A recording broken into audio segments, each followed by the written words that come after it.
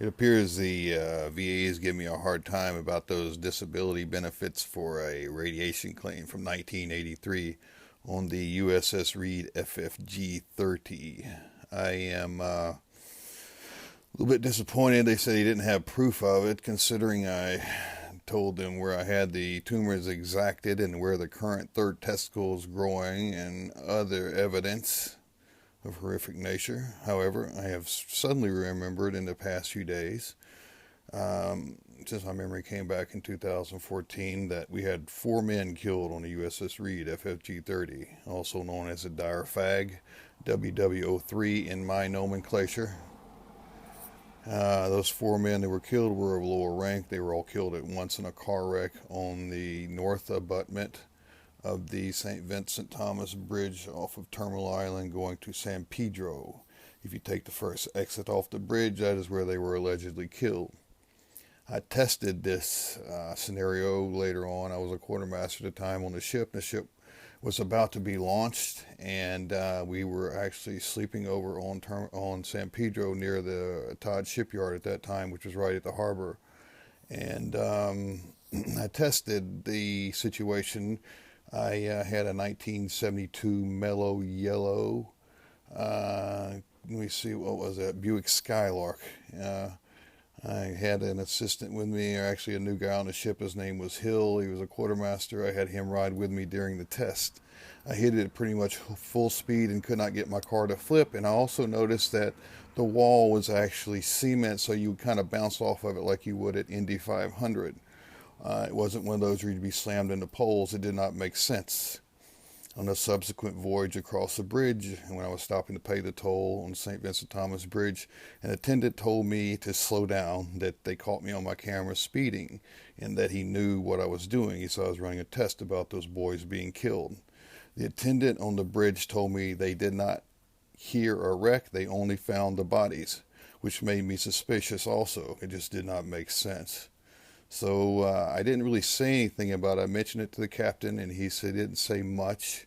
He said they're going to not have to drink too much, and he said now, I don't know if he said anything about line handlers, but my point is those men were probably fairly significant, because I think the ship might have been hit with a new sort of weapon. I know I was hit with nuclear stuff, but I don't know when you would be hit with this weapon. It's theoretical. It's a hypothesis.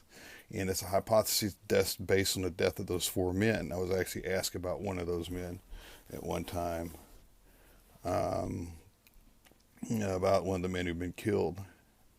And they asked me if I knew anything about it. Someone told me like his body was shot up or something whenever they got the body home, and he looked at it. But I ran the test at full speed with Quartermaster Hill coming over the St. Vincent Thomas Bridge. I could not get the car to flip, and I noticed there was a solid wall there.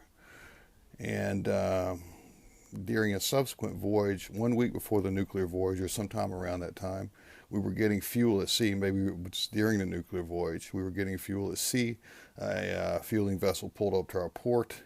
They were having trouble throwing the line on 3 or 4 attempts. What they do is they throw it with a rope, and then they pull it over. I think that's what they did. It fired it over or something. But finally, I remember, now I seem to remember this, they made like a cannon sound, boom, like that. And the officer was standing there, said that is not a fuel line. And then, I don't remember a whole lot after this point. I remember the officer saying, give me a 45. I think he wanted to shoot the thing. It looked like a mason's cement vibrator that was attached to a cord. And this is what I think they did. I think they ran a lead line from one ship to the other. Whenever in those failed attempts to get the fuel line over, they had a small line. And they took that small line into something on our ship. So when that small line was hooked into the what I call the mason's cement vibrator, or would be an electrode, and it would fire over and it would pull itself into something connected on our ship. If one of those line handlers who were killed were replaced by someone who could do that to us, it would be a perfect opportunity. Now, there's also the fact of food. Quartermaster Hill, who had driven over the hill with me whenever I was running the test, was supposedly washing dishes in the galley. I never saw him the entire voyage. However, it did seem like, if I'm not sure, I was hit with radiation at sea, and next to Captain Barnett, and I was hit with radiation next to Captain Barnett. And I was feeling really sick. I seem to remember Hill saying that he was there was about to be something really, some hell break loose. From what I saw, hell had already broke loose, and they were allowing kids onto the boat all of a sudden. And the captain said he had to go. He didn't have time to do with it. These were seamen cadets. And they lounged around the ship. I saw them on the radar. I told them to get off. It was radioactive. We had been in radioactive seas. And now the VA is trying to say they don't have any proof of any of the things I've said, trying to get this claim done. I will be filing an appeal. If I don't get the appeal done, well, you know, pretty much the United States is dangerous to work for anyway. Nuclear, because I have a tumor. I could show you on my leg. Or a tumor with a scar. But I could show you my third testicle too, but I'd probably take it off. But the government has effectively denied my radiation claim for now. I've got it on appeal. My hat is for my shipmate, Ketchikan, Alaska, Mr. Signalman Carlson, who worked for Signalman Colburn.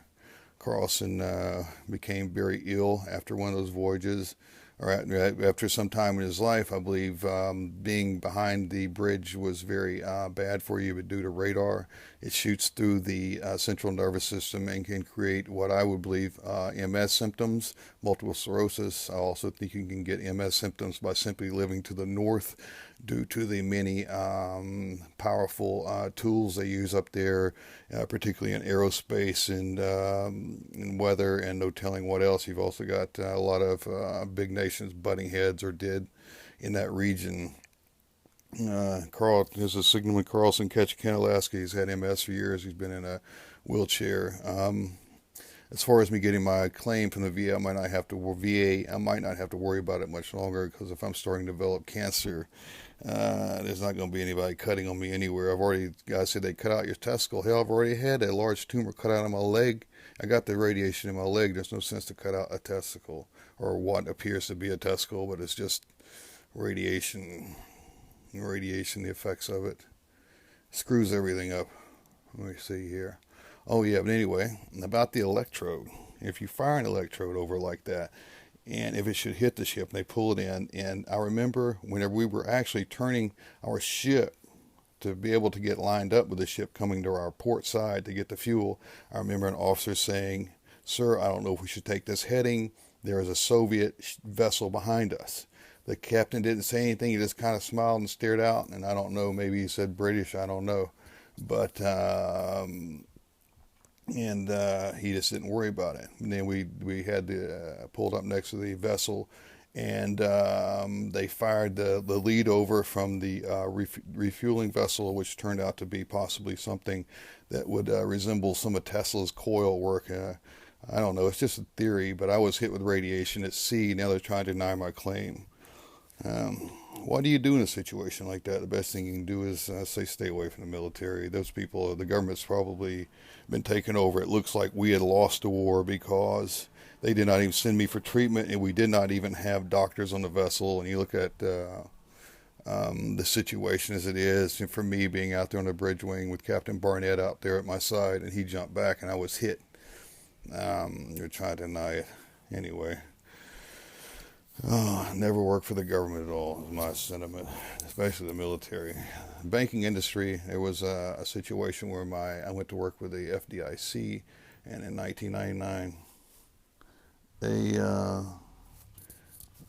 it looked like a bad situation there. Made me wonder about imposters. That's another story.